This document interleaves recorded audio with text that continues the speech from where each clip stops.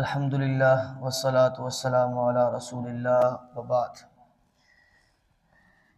سیرت کے ہم نے یہ عنوانات سماعت فرما لیے کہ رسول اللہ صلی اللہ علیہ وآلہ وسلم سے پہلے حجاز کا کیا حال تھا، عرب کن حالات پر تھا، یہ ہم نے سماعت فرما لیے۔ اب ہم رسول اللہ صلی اللہ علیہ وآلہ وسلم کی پیدائش کی طرف آ رہے ہیں، اور بڑے ہی پہلے بھی دلچسپ عنوانات تھے لیکن اب زیادہ دلچسپ شروع ہو جائیں گے کیونکہ ان کا تعلق براہ راست رسول اللہ صلی اللہ علیہ وآلہ وسلم سے ہے۔ روایت ہے آپ صلی اللہ علیہ وآلہ وسلم نے ارشاد فرمایا، انا ابن الذبیحین، میں دو ذبیحوں کا بیٹا ہوں۔ اب یہ حیران کن حدیث ہے۔ ایک ذبیحہ تو وہ ہے جو حضرت اسماعیل علیہ السلام کا پیش کیا گیا، تفصیل میں گئے تو اسی واقعے کی طرف نکل جائیں گے، آپ سنتے رہتے ہیں۔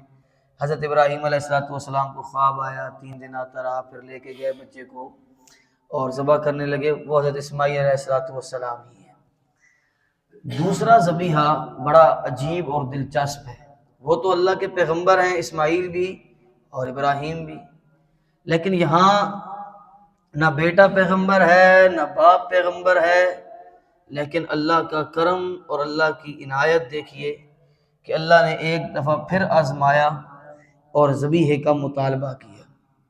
اس لیے رسول اللہ صلی اللہ علیہ وآلہ وسلم نے فرمایا، انا ابن الذبیحین، میں دو ذبیحوں کا بیٹا ہوں۔ اب دوسرا ذبیحہ کیا ہے؟ حضرت عبد المطلب رضی اللہ تعالی عنہ، یا حضرت عبد المطلب کہیں، اللہ کی ان پہ رحمتیں ہوں، فطرت پر فوت ہوئے، تو یہ بڑی وجیح اور بڑی باوقار شخصیت تھے۔ ان کے بارے میں محدثین اکرام کا یہ متفقہ قول ہے کہ یہ سردار تھے بغیر مدافعین، کوئی ان کے مقابلے میں نہیں آتا تھا، یہ اکلوتے تھے جن کے اوپر پورا عرب متحد ہوتا تھا۔ یہ رسول اللہ صلی اللہ علیہ وآلہ وسلم کو اللہ نے اعزاز دیا تھا کہ آپ جس نسل سے آ رہے ہیں وہ نسل بھی اعلیٰ ہو، وہ نسل بھی مکرم ہو، وہ نسل بھی مشرف ہو۔ اسماعیل علیہ السلام کے بیٹوں میں سے عدنان کو اللہ نے فضیلت دی، عدنان میں سے قریش کو، قریش میں سے ہاشم کو، اور ہاشم میں سے پھر رسول اللہ صلی اللہ علیہ وآلہ وسلم کو۔ تو مکہ میں حضرت اسماعیل علیہ السلام جب مقیم ہوئے، حضرت ابراہیم چھوٹے بچے چھوڑ کے چلے گئے، بی بی ہاجرہ صفا مروہ پر چکر لگاتی رہیں۔ اس کے بعد مکہ میں جو قبیلہ سب سے پہلے آباد ہوا اس کا نام ہے بنی جرہم۔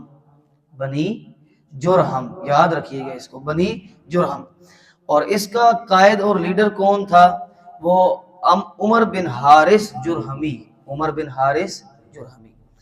یہ قبیلہ بڑا ٹھیک چلتا رہا شروع میں، بعد میں ان کے اندر بڑی خباثتیں آ گئیں اور گناہ کرنے لگے، جس کا کل ذکر ہوا تھا۔ اوصاف اور نائلہ، دو اشخاص جنہوں نے حرم کے اندر بدکاری کی تھی، اللہ نے پتھر بنا دیا تھا، پھر ان کو صفا اور مروہ کے اندر رکھ دیا گیا، اس کا ذکر دوبارہ بھی آگے آنے والا ہے۔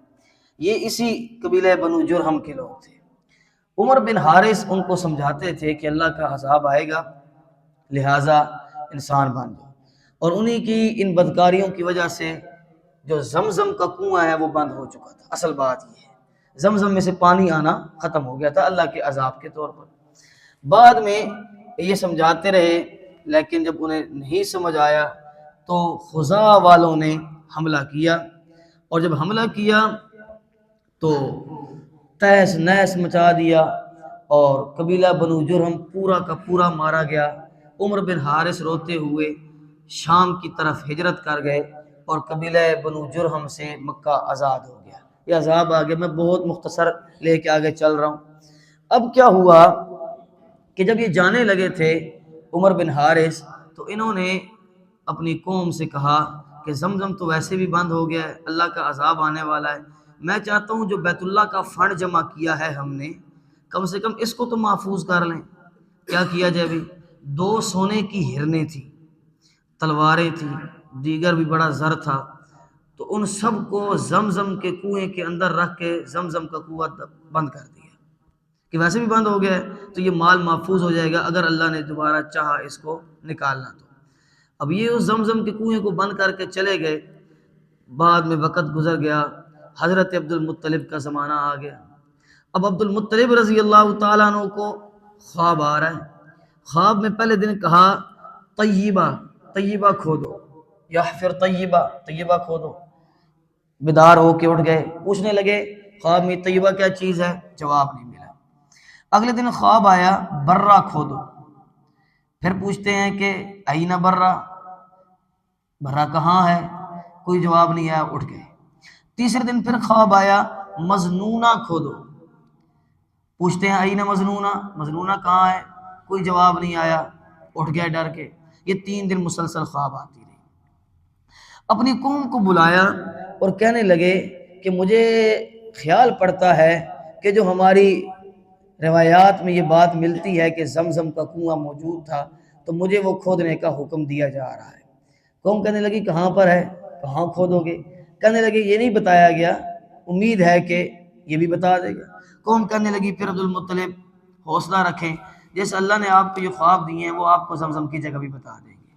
پھر خواب آیا اور وہ خواب یہ تھا احفر زمزم انک ان حفرتها لن تندم وہی میراث من ابیک الاعظم لا تنزف ولا تزم تسقی الحجیج الاعظم۔ اے عبد المطلب اٹھو اور زمزم کو کھودو، اگر زمزم کھود لوگے تو قیامت تک کبھی رسوا نہیں ہوگے، اور یہ تمہارے باپ کی میراث ہے، اس کو کھودو اور حاجیوں کی خدمت کرو۔ عبد المطلب نے خواب میں پوچھا اینہ، یہ کہاں ہے؟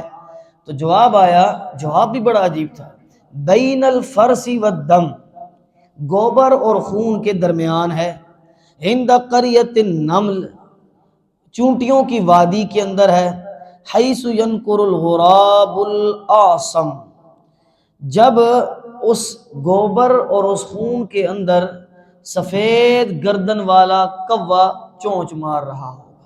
یہ خواب آیا۔ عرب کے اندر 2 قسم کے کوے پائے جاتے تھے، ایک پورا سیاہ اور ایک جو ہمارے ہاں پایا جاتا ہے جس کی گردن سفید ہے، اس کی بات ہو رہی ہے۔ تو خواب کیا آ گیا بھئی، کنواں وہاں پر ہے جو بین الدم والفرس، گوبر خون کے درمیان ہے، چونٹیوں کی وادی ہے، اور وہاں سفید گردن والا کوا چونچ مارے گا۔ اٹھے اور زمزم کی تلاش میں نکلے۔ اب زمزم کی تلاش میں جب نکلے تو یہ زمزم کا نشان بنا ہوا ہے بالکل مکہ کے جنوب میں، نیچے ہٹ کے جنوب مغرب میں، یہاں پہ آئے تو چونٹیوں کی بل تو مل گئی۔ اب بین الفرس والدم، گوبر اور خون کہاں سے آئے؟ اتنے میں حیرت انگیز بات دیکھتے ہیں کہ نیم ذبح شدہ گائے کہ چھڑائی لوگوں سے اور بھاگتی بھاگتی آئی اور اس چائے زمزم کے پاس آ کے گر گئی، خون نکل رہا تھا۔ تو حضرت عبد المطلب کھڑے ہو کے دیکھ رہے ہیں کہ اللہ کیسے خواب پورا کر رہا ہے۔ اتنے میں لوگوں نے وہیں اس کو چھری پھیری تاکہ پھر نہ بھاگ پڑے، اس کی کھال اتاری، وہیں اس کا صفایا کرنے لگے۔ تو عبد المطلب کھڑے ہو کے دیکھ رہے ہیں تو ایک کوا آیا اور اس نے وہیں خون اور گوبر کے درمیان اپنی چونچیں مارنے لگا۔ عبد المطلب کہنے لگے کہ خواب سچ ہو گیا۔ اب وہ عبد المطلب جو ہیں وہ اس زمزم کی کھدائی کرنے لگے۔ اب کھدائی کرنے لگے، ان کا ایک بیٹا تھا، یہاں سے وہ حدیث آ رہی ہے کہ میں 2 ذبیحوں کا، ان کا ایک بیٹا تھا۔ اب ایک بیٹے کو ساتھ لیا اور اب مشرکین مکہ سارے کے سارے دوڑ کے آ گئے کہ یہ جو صفا اور مروہ ہے اس پر انہوں نے کون سے بت نصب کیے ہوئے تھے؟ اوصاف اور نائلہ۔ ہم ان کے لیے قربانی کرتے ہیں ان کے درمیان میں، یہ مقدس جگہ ہے، اس مقدس جگہ پہ خبردار کسی گستاخ نے کوئی گینتی ماری تو ہم نہیں مارنے دیں گے۔ لڑائی شروع ہو گئی۔ عبد المطلب نے کہا اپنے بیٹے حارث سے کہ یہ میرے تک نہ پہنچ پائیں یہاں تک کہ میں کھدائی کر لوں، آج میں نے کھدائی کر کے رہنی ہے، اللہ کی طرف سے حکم ہے۔ اب کیا ہوا کہ لوگ باتیں، عدی بن نوفل کہنے لگا کہ لا ولدا، اس کی تو کوئی اولاد ہی نہیں ہے، یہ دم کٹا ہے، ایک بیٹا تھا نا۔ اور پھر کہنے لگے تستطیل علینا وانت فظ لا ولد لک ولا مال لک وما انت اذا واحد من قومک، ہم پر روب چڑھاتا ہے، نہ اس کے پاس مال ہے نہ اس کے پاس اولاد ہے، اور آگے ہم پر روب گاڑنے کے لیے اولادوں پر فخر کرتے تھے۔ عبد المطلب کہنے لگے اللہ مجھے 10 بیٹے دے گا تو میں ایک بیٹے کو اللہ کی راہ میں قربان کروں گا، نیت مان لے۔ اب وقت گزر گیا، اب یہ کھدائی کا بڑا واقعہ ہے، دوبارہ جھگڑا ہوا، لوگ نہیں کھودنے دیتے تھے۔ پھر عبد المطلب نے کہا اس کو، وہ جاری رکھا انہوں نے۔ جب تھوڑا سا کھدا تو زمزم کے آثار نظر آنا شروع ہوئے، اندر سے سونا چاندی نکلا۔ اب رالیں بہنے لگی مشرکین مکہ کی، تو کہنے لگے کہ اب ہمیں بھی حصہ دو۔ عبد المطلب کہنے لگے اب تمہارا کوئی حصہ نہیں ہے، تم نے بغاوت کی ہے۔ تو لڑائی شروع ہو گئی۔ پھر سفر کرتے ہوئے ایک کاہنہ کے پاس گئے، اور جب کاہنہ کے پاس جا رہے تھے صحرا میں، ان سب کے پاس پانی تھا، عبد المطلب کے پاس پانی ختم ہو گیا، ان کے ساتھ 5-6 ساتھی تھے، پانی مانگتے رہے، ان ظالموں نے پانی نہیں دیا۔ وہیں عبد المطلب نے کہا کہ ایسا کرتے ہیں، گڑھا کھودتے ہیں اپنے اپنے لیے، اور گڑھے کے اندر بیٹھ کے موت کا انتظار کرتے ہیں۔ جو مرتا جائے گا وہ دوسرا ساتھی اس کے پر مٹی ڈالتا جائے گا، جو آخری ہوگا اس کو چیل کوے کھا لیں گے۔ سب اگر بے دفن رہے، اسے بہتر ہے کہ کوئی ایک بے دفن رہے۔ سب نے اتفاق کیا، وہاں گڑھے کھود کے بیٹھ گئے۔ پھر عبد المطلب نے کہا کہ یہ بات ذرا نامعقول ہے، اٹھو اور آخری سانس تک چلتے ہیں۔ اب اونٹ کو اٹھایا، اللہ نے نیچے سے پانی کا چشمہ جاری کر دیا، یہ کرامت ظاہر ہوئی، خود پیا، برتن بھرے، آگے گئے، وہی قوم تو چھوڑ کے چلی گئی تھی، قوم کے پاس پہنچے، ان کو پانی پلایا۔ ہاں، بنی ہاشم کی ایک صفت ہے کہ وہ سخی ہوتے ہیں، وہ بڑے ہی سخی ہوتے ہیں۔ یہ جس آپ کو اگر کوئی کہے میں ہاشمی ہوں اور وہ سخی نہ ہو تو سمجھو کہ اس کے نسب کے اندر کوئی ملاوٹ ہے۔ بنی ہاشم اللہ نے ان کو سخاوت کے امتیاز سے نوازا ہوتا ہے۔ ان کو پانی پلا دیا، تم نے نہیں دیا تو نہ صحیح میں تو تمہیں دوں۔ پھر واپس آئے، لوگوں کو ترس آیا کہ یار بندہ تو ٹھیک ہے، ہم نے سے پانی نہیں پوچھا، اس نے ہمیں پوچھ دیا۔ واپس آئے، دوبارہ کھدائی شروع ہوئی۔ اب یہ تفصیل ہے، ہم اس تفصیل کے اندر گئے تو سبق رہ جائے گا۔ اب کنواں کھد گیا اور اس کے بعد زمزم جاری ہو گیا، اب سارا عرب پیتا ہے۔ لیکن پھر بغاوت شروع ہو گئی کہ وہ وہاں آ کے نہاتے، اپنے کپڑے دھوتے، کیونکہ عرب میں اور پانی تو تھا نہیں۔ عبد المطلب کو یہ دیکھ کر بڑا غصہ آیا اور کہنے لگا کہ کیونکہ میں نے کھودا ہے اللہ کے حکم سے، تو میں نہانے اور پانی دھونے پر پابندی لگاتا ہوں، کپڑے دھونے پر پابندی لگاتا ہوں۔ خدا کے بندو، اللہ کی نشانی ہے اور تم یہاں پہ آ کے گندگیاں صاف کرتے ہو۔ اس پر پھر لڑائی ہو گئی۔ بہرحال 30 سال کا عرصہ گزر گیا۔ کتنا سال؟ 30 سال۔ 30 سال کے بعد خواب آیا۔ اب ان کے کتنے بیٹے ہو چکے ہیں؟ 10۔ حارث، زبیر، زرار، مقوم، ابو لہب، عباس، حمزہ، ابو طالب، عبداللہ، اور ایک بیٹا اور بھی ہے، حجر۔ اب خواب آیا، اوفی بھی نظرک، اپنی نظر پوری کرو۔ وہ جو حدیث کہ میں 2 ذبیحوں کا نظر پوری کرو۔ عبد المطلب کہیں کہ 30 سال کا زمانہ گزر گیا، یاد بھی نہیں، کون سی نظر ہے؟ صبح اٹھے، بہترین دمبا لیا، اس کو ذبح کر دیا، شاید میں نے مانا ہو۔ اگلے دن پھر خواب آیا، اور خواب میں کہتے ہیں، خواب میں یہ آیا کہ اوفی بھی نظرک، اپنی نظر پوری کرنے کی، اٹھے، بہترین گائے ذبح کی۔ پھر سوئے، تیسرے دن پھر خواب آیا، اوفی بھی نظرک، اپنی نظر پوری کر، عمدہ مال ذبح کر۔ پھر گئے، اونٹ سب سے عمدہ تھا عربوں میں، بہترین اونٹ لیا اور اس کو ذبح کیا۔ خواب ٹال ہی نہیں رہا۔ چوتھے دن پھر خواب آیا، قرب احد اولادک الذی نذرت ذبحہ، اپنی اولاد کا نظر پیش کر جس کی تو نے نظر مانی تھی کہ 10 بیٹے ہوں گے تو ایک اللہ کی راہ میں ذبح کروں گا۔ اب باری آ گئی ہے۔ عبد المطلب اٹھے، اور آپ دیکھیں کمال، میں وہی شروع والی بات کہنے لگا ہوں، نہ یہ پیغمبر ہیں نہ ان کی اولاد پیغمبر ہے، لیکن اللہ جسے نواز دے، اللہ جسے فہم عطا کرے۔ عبد المطلب نے اپنے بیٹوں سے کہا کہ ہاں بھائی، خواب آئی ہے اور میں نے تو یہ نظر مانی تھی، اب ایک بیٹے کو میں نے قربان کرنا ہے۔ کون ہے؟ سارے بیٹے کہنے لگے ابا جی قرعہ ڈالیں، جس کے نام پر نکلتا ہے ہم اپنی گردن پیش کرنے کے لیے تیار ہیں۔ اللہ، اب جب قرعہ ڈالا گیا تو قرعہ نکلا حضرت عبداللہ کے نام پر۔ اب وہ حدیث سچ ہو گئی کہ انا ابن ذبیحین، میں 2 ذبیحوں کا بیٹا ہوں۔ اب حضرت عبد المطلب ان سے بڑا پیار کرتے تھے، چھوٹے بیٹے تھے اور بڑے ہی خوبصورت تھے، آگے تذکرہ آ رہا ہے، بڑے ہی حسین و جمال تھے۔ اب کیا ہوا کہ حضرت عبد المطلب نے ایک لمحہ سوچے بغیر بیٹے کو لیا، چھری لی، مذبح گاہ کی طرف چل پڑے۔ لوگ راستے میں آڑے آ گئے کہ یار اتنا پیارا بیٹا اللہ کی راہ میں ذبح کرے گا، کوئی اور حل نکال۔ عبد المطلب کہنے لگے کہ میرے پاس اب اس کا کوئی حل نہیں۔ کہنے لگے کہ ایک کاہنہ ہے، کاہنہ جو ستاروں کے ذریعے، علم نجوم کے ذریعے حال بتاتے تھے، ایک کائنہ ہے خیبر میں رہتی ہے، اس کے پاس چلتے ہیں، وہ کوئی حل نکال لے گی۔ سجاح اس کا نام تھا۔ اب وہ کائنہ کے پاس چلے گئے۔ کائنہ بڑی سمجھدار عورت تھی، اس نے کہا ایسا کرو کہ بیٹے کو ذبح نہ کرو، عبداللہ کی 10 اونٹوں کے ساتھ قرآن اندازی کر لو، اور جب تک قرے میں اونٹوں کا نام نہ آئے اونٹ بڑھاتے رہو، کبھی تو پورا آئے گا نا۔ اب قرآن اندازی شروع ہو گئی، ایک طرف عبداللہ کا نام ہے، ایک طرف 10 اونٹ۔ قرے میں حضرت عبداللہ کا نام نکلا۔ اب اونٹ بڑھا دیے گئے، ایک طرف 20 اونٹ، ایک طرف حضرت عبداللہ۔ پھر اونٹ بڑھا دیے گئے، ایک طرف بار بار نام عبداللہ کا ہی نکلی جا رہا ہے، بار بار رسول اللہ صلی اللہ علیہ وسلم کے والد کا نام نکلے جا رہا ہے، یہاں تک کہ 100 اونٹ پورے ہوئے تو اب اونٹوں پہ نام آ گیا۔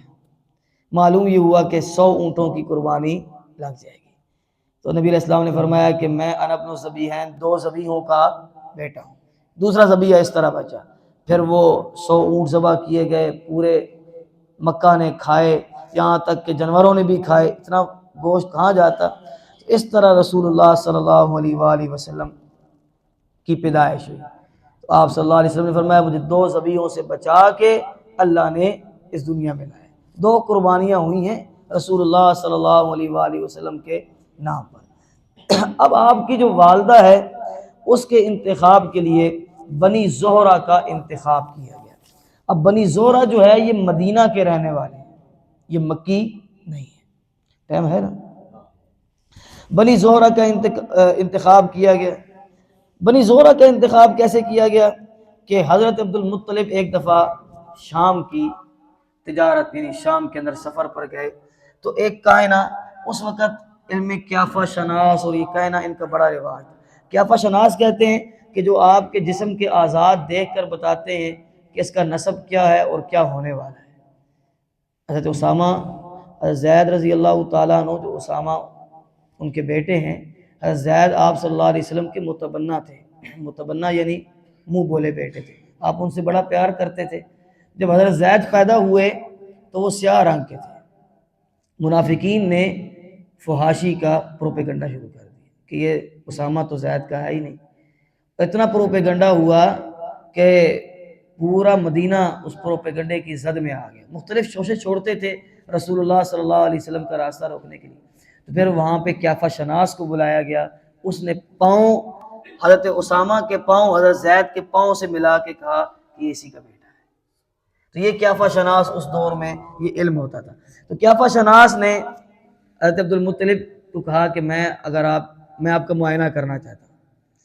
عبد المطلب نے کہا کر لے، لیکن جو 70 والے اعضاء ہیں وہ نہیں، ہمارے اندر حیا ہے۔ اس نے کہا نہیں میں دیکھوں گا۔ اس نے ناک کے نتنے اٹھا کے دیکھے، اور قیافہ شناس کہنے لگا کہ اشہد ان فی احدی یدیک ملکا وفی الاخری نبوۃ۔ کمال نہیں ہے، میں آپ کے ایک نتنے میں بادشاہ دیکھ رہا ہوں اور ایک نتنے میں نبوت دیکھ رہا ہوں۔ عبد المطلب کہنے لگے یہ کیا بات کر رہی ہے؟ تو بہرحال بات گزر گئی۔ پھر اس نے کہا کہ آپ کو کوئی تعلق بنی زہرہ سے ہے؟ عبد المطلب کہنے لگے کہ نہیں۔ کہا کہ بنی زہرہ کے اندر بھی اس نبوت اور اس بادشاہ کا کوئی تعلق مجھے لگ رہا ہے۔ اب عبد المطلب بنی زہرہ کی خاتون کی تلاش میں ہوئے، اور تلاش کرتے کرتے ایک خاتون حالہ سے خود شادی کی، اور دوسری خاتون حضرت آمنہ رضی اللہ تعالی عنہا کا انتخاب کیا اپنے بیٹے عبداللہ کے لیے۔ اور عبداللہ اتنے خوبصورت تھے کہ مکہ کی عورتیں جس طرح زلیخا کی سوانیاں حضرت یوسف کے حسن پہ مرتی تھیں، اس طرح مکہ کی عورتیں حضرت عبداللہ کے حسن پر مرتی تھیں۔ اور ایک عجیب روایت زرقانی نے، ابن کثیر نے نقل کی ہے، بڑی حیرت انگیز روایت ہے کہ ایک عورت حضرت عبداللہ کے پاس آئی اور حضرت عبداللہ سے کہنے لگی کہ میں تجھے جتنا تو مال کہتا ہے مال دیتی ہوں، میرے ساتھ تو ازواجی تعلقات بنا لے۔ حضرت عبداللہ کہنے لگے کہ ایسا ممکن نہیں ہے۔ وہ عورت امیر کبیر تھی۔ حضرت عبداللہ نے کہا کہ میں اللہ کی پناہ میں آتا ہوں، وہی حضرت یوسف والی بات۔ یہ بات گزر گئی، حضرت عبداللہ نے اس سے برات کا اظہار کیا۔ بعد میں بنی زہرہ کے اندر حضرت عبداللہ کی جب شادی ہو گئی تو رواج یہ تھا کہ 3 دن دلہا سسرال کے اندر رہ کے آتا تھا۔ اب سسرال کے اندر رہ کے آ رہے، اللہ وہ نور منتقل کر رہا ہے حضرت آمنہ کے اندر، واپس آئے، اسی عورت سے مکہ میں ٹکراؤ ہوا تو وہ منہ موڑ کے ادھر جا رہی ہے۔ عبداللہ حیران ہوئے اور رہا نہیں گیا، پوچھا کہ کل تک تو 3 دن پہلے سارا مال لٹانے پر تیار تھی اور آج منہ موڑ رہی ہے۔ تو کہنے لگی جو آپ کی پیشانی پر اللہ نے نور کا فوارہ چھلکایا ہوا تھا نا، جو آپ کی پیشانی سے حسن نمودار ہوتا تھا، اب وہ حسن تیرے پاس نہیں، اب وہ کہیں منتقل ہو گیا ہے۔ یہ نشانیاں تھی جو رسول اللہ صلی اللہ علیہ وآلہ وسلم سے پہلے نمودار ہو رہی تھی۔ اور عجیب و غریب حضرت آمنہ رضی اللہ تعالی عنہا نے بھی خواب دیکھے، حضرت عبداللہ رضی اللہ تعالیٰ عنہ نے بھی، وقت ہے نا 5 منٹ ہے، بڑا ٹائم ہے۔ حضرت عبداللہ کہتے ہیں میں نے ایک رات خواب دیکھا اور خواب میں میں خوفزدہ ہو گیا، ڈر گیا۔ خواب یہ تھا کہ ایک نورانی درخت اگ رہا ہے اور دیکھتے ہی دیکھتے اس کی چوٹی آسمان تک جا پہنچی ہے۔ یہ البدایہ والنہایہ نے بھی نقل کیا، زرقانی نے بھی نقل کیا، امام ابن اسیر نے بھی نقل کیا۔ اس کی جو ٹہنیاں ہیں وہ چوٹیاں آسمان تک جا پہنچی ہیں اور اس کی جو ڈالیاں ہیں اور شاخیں ہیں وہ مشرق اور مغرب تک پھیلی ہوئی ہیں۔ یہ رسول اللہ صلی اللہ علیہ وسلم کی نوید آ رہی ہے۔ وہ درخت اتنا نورانی تھا کہ میں نے اس سے پہلے اتنی منور کوئی شے نہیں دیکھی۔ اس کی روشنی سورج کی روشنی سے بھی 70 گنا زائد تھی۔ اس کے سامنے عرب و عجم سب زیر ہوئے پڑے تھے، چکے پڑے تھے۔ اس درخت کی بڑائی اور نورانیت اور اونچائی لمحہ بلمحہ بڑھتی گئی، یہاں تک کہ وہ میری نظروں سے اوجھل ہو گیا۔ یہ خواب دیکھے، میں نے قریش کے کچھ لوگوں کو دیکھا کہ وہ اس کی ٹہنیوں سے لٹک رہے ہیں اور کچھ لوگوں کو دیکھا کہ اسے کاٹنے کے لیے آگے بڑھ رہے ہیں۔ واضح خواب کیسے، لیکن ان کے لیے تو واضح نہیں تھی، اب ہمارے لیے یہ سچ ہو کہ واضح ہے۔ لیکن جب اس کے قریب پہنچتے ہیں تو ایک خوبصورت جوان اچانک آگے بڑھتا ہے اور انہیں مار مار کر ان کی کمریں توڑ دیتا ہے اور ان کی آنکھیں پھوڑ دیتا ہے۔ وہ جوان ایسا حسین و جمیل تھا کہ اس طرح کا حسین میں نے پہلے کبھی نہیں دیکھا تھا۔ اس کے جسم سے ایسی خوشبو پھوٹتی تھی کہ اتنی عمدہ مہک میں نے کبھی نہیں سونگھی تھی۔ میں بھی اس درخت کے ساتھ لٹکنے کے لیے آگے بڑھا مگر مجھے روک لیا گیا۔ میں نے کہا لمن النصیب، مجھے یہ سعادت کن لوگوں کو نصیب ہوتی ہے؟ جواب ملا یہ سعادت صرف انہی لوگوں کا مقدر ہے جو پہلے سے اس کے ساتھ لٹکے ہوئے نظر آ رہے تھے، آپ کے لیے نہیں ہے کیونکہ آپ پہلے دنیا سے چلے جائیں گے۔ جب کائنہ نے یہ خواب سنا تو اس کے چہرے کا رنگ بدل گیا اور کہنے لگی لئن صدقت رؤیاک، اگر تو اپنے خواب میں سچا ہے تو لَيَخْرُجَنَّ مِنْ صُلْبِكَ رَجُلٌ، تو اللہ تیری صلب میں سے، تیری اولاد میں سے ایک ایسا آدمی پیدا فرمائے گا یملک المشرق والمغرب، جو مشرق و مغرب کا حکمران ہوگا، یعنی حکمران مراد مشرق و مغرب اس کے حکموں کے تابع ہوگی۔ وَتَدِينُ لَهُ النَّاسِ، اور دنیا ساری کی ساری اس کے سامنے زیر ہو جائے گی اور جھک جائے گی۔ اس طرح کے خواب دکھائے گئے۔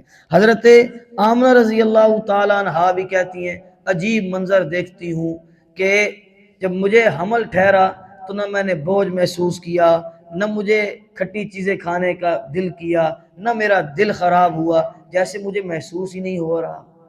اور پھر خواب میں عجیب و غریب آپ کو بشارتیں دی جاتی ہیں، جس طرف جاتی ہوں بادل سایہ کر لیتے ہیں، پتھر راستے میں جھک کر سلام کرنے لگتے ہیں۔ یہ عجیب و غریب منظر رسول اللہ صلی اللہ علیہ وآلہ وسلم کی پیدائش سے پہلے نمودار ہونے لگے اور یہ بشارتیں دی جانے لگیں کہ اب رسول اللہ صلی اللہ علیہ وآلہ وسلم کی آمد کا وقت آ گیا ہے، وہ پیغمبر جس نے مشرق و مغرب کو زیر کر دینا ہے، وہ پیغمبر عرب و عجم جس کی متحدی میں آ جائیں گے، اور اس کا صحرا عبداللہ اللہ کا بندہ، آمنہ امن والی، جس نے دودھ پلایا وہ حلیمہ حلم والی، بردبار اور صبر۔ اللہ نے اپنے غلام سے، اپنے بندے سے اس نور کو امن کی جگہ منتقل کیا، اور امن کی جگہ سے پھر حلم کی جگہ منتقل کیا، پھر وہ ساری دنیا کو حلم، بردباری اور امن کے درس دیتا رہا۔ یہ رسول اللہ صلی اللہ علیہ وآلہ وسلم سے پہلے کا وقت تھا۔ اب کل سے انشاءاللہ رسول اللہ صلی اللہ علیہ وسلم کی پیدائش اور پھر آگے کا وقت۔ اللہ تعالیٰ عمل کرے۔